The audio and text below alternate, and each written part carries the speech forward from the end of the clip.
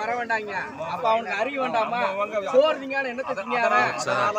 இவன் ஆணையை போய் வாங்கிட்டு இருக்கான். இவன் வாங்கினா அப்புறம் எப்படி உங்களுக்கு காவல்துறை உள்ள விடும்? காவல்துறை அதிகாரி யாருமே போக முடியாதா? அந்த நிலைப்பாட்டை உருவாக்கி அவன் ஒரு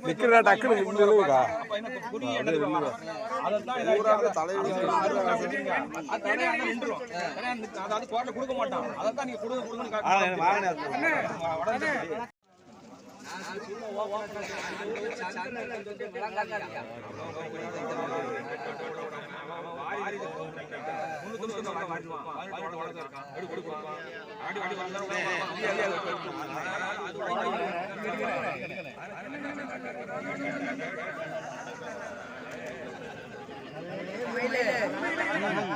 ஆமா ஐயா